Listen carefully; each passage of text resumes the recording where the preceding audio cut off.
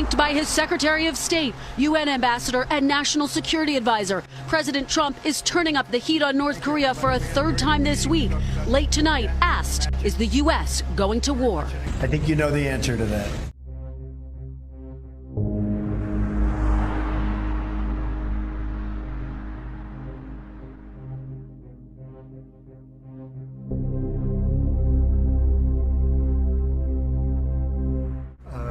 He has disrespected our country greatly. He has said things that are horrific. And with me, he's not getting away with it. He got away with it for a long time between him and his family. He's not getting away with it. It's a whole new ballgame. And he's not going to be saying those things, and he's certainly not going to be doing those things. I read about we're in Guam by August 15th. Let's see what he does with Guam. He does something in Guam, it will be an event the likes of which nobody's seen before, what will happen in North Korea. It's not a dare, it's a statement. It has nothing to do with dare. That's a statement. Today on the sun-drenched beaches of Guam, a tale of two islands. Tourists enjoying vacation, while Homeland Security officials issue stark warnings. What to do if North Korea carries out its threat to lob 4 ballistic missiles in this direction. In the event of a missile attack, do not look at the flash or fireball. It can blind you. Take cover under a concrete structure or below ground. Lie flat on the ground and cover your head. It could take 30 seconds or more for the blast wave to hit. And if caught outside, shower with lots of soap and shampoo to help remove radioactive contamination. Washing hair and taping windowsills and stuff like that, that's kind of new to us. This is a weapon that we don't want to mess around with. North Korea's military says its missiles would drop fear into the United States, splashing down in international waters 20 miles off Guam. At that distance, this is roughly how close the missiles would come to shore. Guam is still visible on the horizon. It's roughly a 20-minute boat ride back to land. These 15 sirens, all at low-lying areas, would warn the public of an imminent threat. Not far from the sands where families frolic, B-1 bombers sit ready to launch. Our motto is ready to fight. The wing mission right now is to provide President Trump with any options. The military ready to go. This morning, Mr. Trump using another bullhorn, tweeting, military solutions are now fully in place, locked and loaded. Should North Korea act unwisely, hopefully Kim Jong-un will find another path. Warning leader Kim Jong-un. This man will not get away with what he's doing, believe me.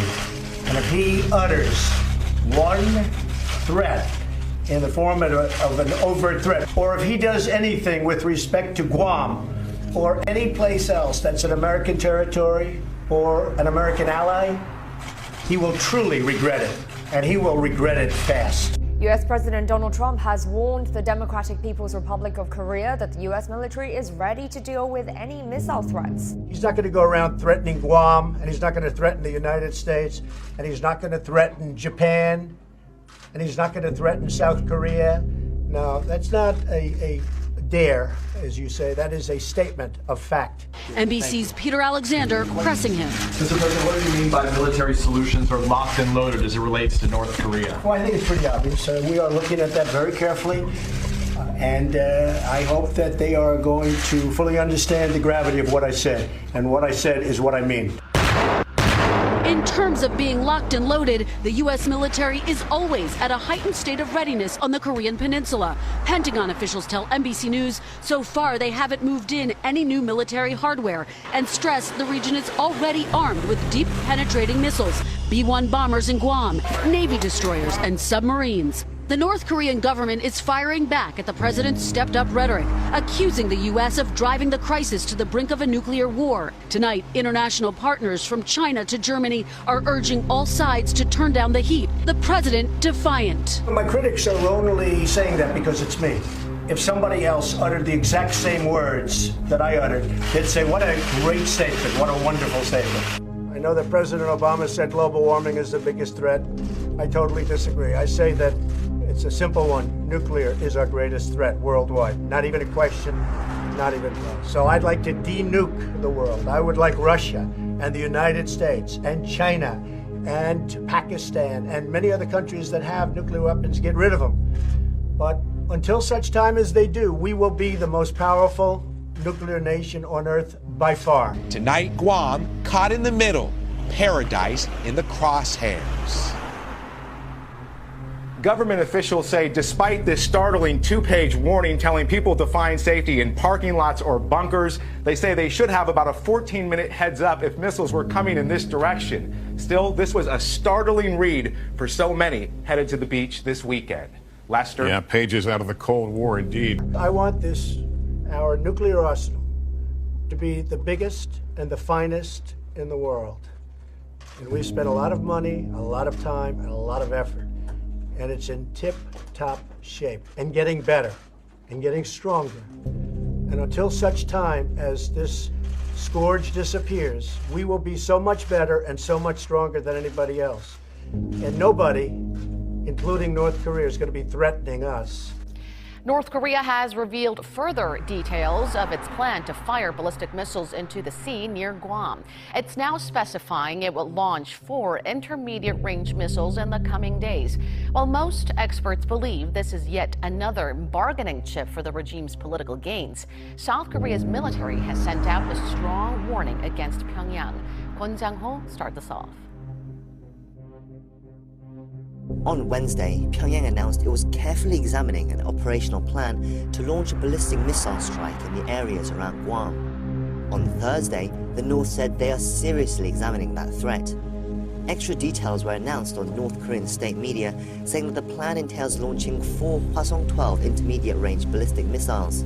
It said the rockets will travel over Japan exactly 3,356.7 kilometers for 1,065 seconds and hit the waters around Guam 30 to 40 kilometers away from the island. Reiterating Wednesday's statement, the purpose of the strike is said to be to deter US military assets from mobilizing from the island and to send a message to Washington. Plan, it said, is set to be finalized and reported to Kim Jong-un by mid-August. South Korea's Joint Chiefs of Staff, meanwhile, have issued a strong response to Pyongyang's threat towards Guam and other recent threats to South Korea and the US. They said it's a serious challenge to the Korean people and the South Korea-US alliance and warned the regime against carrying out any action.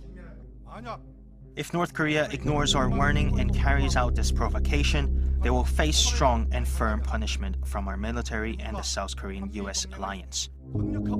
China, very much a key player, a neighbor of North Korea, an ally of North Korea. They're saying, the foreign ministry, that all sides should be cautious with their words and actions. They do say that through the state media that if North Korea strikes first, they will stay on the sidelines. They will stay neutral. But if the United States and South Korea stage their own preemptive strike, then China will, in the words of the media, prevent it. Another ally of the United States weighing in proximity to all this, Australia, its prime minister saying that if anything goes down, it stands shoulder to shoulder with the United States, Bill. And is there more reaction from the Korean peninsula, Greg? Absolutely. On both sides of the DMZ, South Korea, the defense minister saying to his troops that they should stand in heightened readiness just in case there's any provocative moves from the north. He underscored, and we just heard from the Pentagon also underscoring that starting August 21st, U.S. and South Korean forces will stage joint military exercises as planned. That's another thing that's gotten North Korean a little bit upset. From the regime of Kim Jong-un today, we get something out of state media a little bit obtuse. The mainland of the United States should not feel safe, according to one official editorial. The regime would use, in their words, ultimate means if anything untoward happens. One-upsmanship, very dangerous on both sides right now, Bill. No question.